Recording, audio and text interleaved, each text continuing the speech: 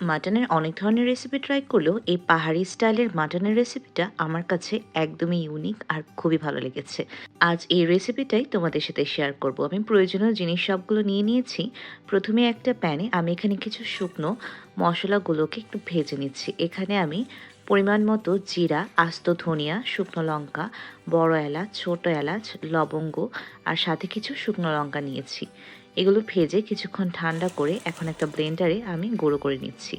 পাহাড়ি স্টাইলে চিকেনের মেইন যে মশলাটা সেটা কিন্তু রেডি। এবার প্যানে আমি এখানে অলিভ অয়েল নিয়ে নিচ্ছি, তারপর এতে কিছু আস্ত মশলা দিয়ে দিচ্ছি। এগুলো শুধুমাত্র ফ্রেগরেন্সের জন্য। এগুলোকে কিছুক্ষণ ভালো করে তেলে নিয়ে তারপর আগে থেকে কুচি করে রাখা পেঁয়াজ কুচি অ্যাড করে দিচ্ছি। পেঁয়াজ কুচিগুলো একটু ভেজে নিয়ে তারপর এখানে অ্যাড করে দিচ্ছি লবণ। লবণটা অ্যাড করলে পেঁয়াজগুলো একটু নরম হয়ে আসে, সেজন্য রান্না করতে অনেকটা সুবিধা হয়। পেঁয়াজগুলো একটু নরম হয়ে আসলে এতে আগে থেকে পেস্ট করে রাখা আদা, কাঁচা লঙ্কা, পেঁয়াজ এবং রসুনের পেস্টটা আমি অ্যাড করে দিচ্ছি। আপনারা আপনাদের রান্নায় যেসব মশলা ইউজ করেন বাটা মশলা সেগুলো অ্যাড করতে পারেন। এবার এই মশলাটাকে একটু ভেজে নিয়ে যখন কাঁচা গন্ধটা চলে যাবে তখন আমি একটু অ্যাড করে দিচ্ছি আগে থেকে কুচি করে রাখা টমেটো। টমেটোটা এখানে অ্যাড করলে টেস্টটা খুব ভালো আসে, তবে কেউ যদি টমেটো না অ্যাড করতে চান তাহলে কিন্তু নাও অ্যাড করতে পারেন। টমেটোটা একটু নরম হয়ে গেলে এতে একে একে সবগুলো গুঁড়ো মশলা অ্যাড করে দেবো। দিয়ে দিচ্ছি হলুদের গুঁড়ো, শুকনো লঙ্কা গুঁড়ো, জিরে ধনিয়া গুঁড়ো, তারপর অ্যাড করে দিচ্ছি আমরা যে মশলাটা মাত্র রেডি করলাম সেটা 1 চা চামচ।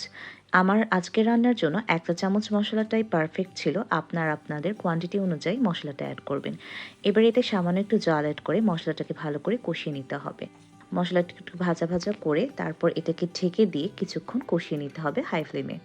যখন মশলাটা থেকে কষিয়ে এভাবে আলাদা হয়ে তেলটা উপরে ভেসে উঠবে তখন এতে অ্যাড করে দিচ্ছি আমি 1 চা চামচ ঘি।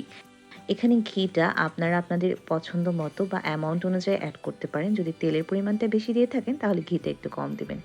এবার আগে থেকে ধুয়ে রাখা মাংসগুলো আমি একে একে অ্যাড করে দিচ্ছি। এ পর্যায়ে মাংসটাকে মশলার সাথে কিছুক্ষণ একটু ভেজে নিতে হবে হাই ফ্লেমে। মাংসটা কিছুক্ষণ ভেজে ভালো করে মশলাটার সাথে মিশিয়ে নিতে হবে।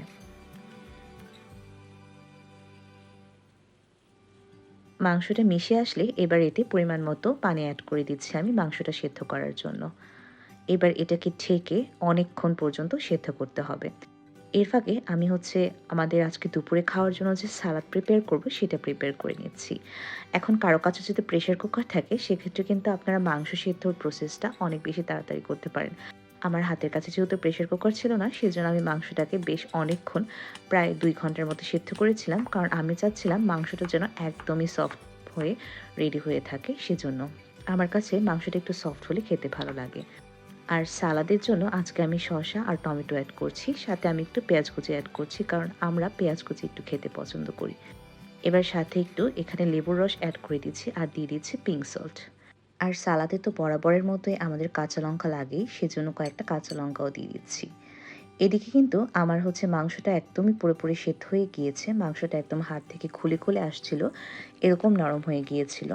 আমি এবার মাংসটাকে কিছুক্ষণ হাই ফ্লেমে কষিয়ে নেব। আর মাংস রান্নার ক্ষেত্রে এই জিনিসটা কিন্তু খুবই মনে রাখা দরকার যে মাংসটা যত ভালো করে কষানো হয় মাংসের টেস্ট কিন্তু ততই ভালো আসে।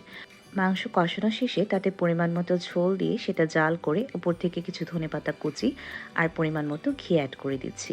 শেষে এই ঘি অ্যাড করাতে এটার গন্ধ অনেক বেশি ভালো আসে। আর আমাদের বাসায় যেদিন মাংস রান্না হবে সেদিন কিছু না কিছু একটা ভাজার কিছু থাকতেই হবে। তো আজকে ভাজাভুজির আইটেমের জন্য আমার কাছে মনে হলো একটু মিষ্টি কুমড়ার বড়া হলে কিন্তু খেতে খুবই ভালো লাগবে।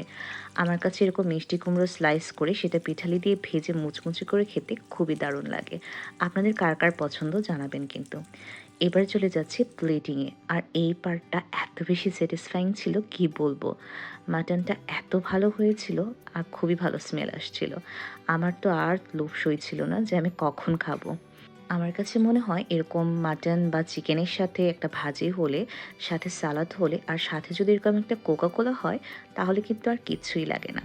চলুন, আমার রান্না আর রেসিপি কিন্তু সবটাই দেখানো হয়ে গেল। আজকের ভিডিওটা তাহলে এখানেই শেষ করছি। দেখা হবে নতুন কোনো ভিডিওতে। Thanks for watching.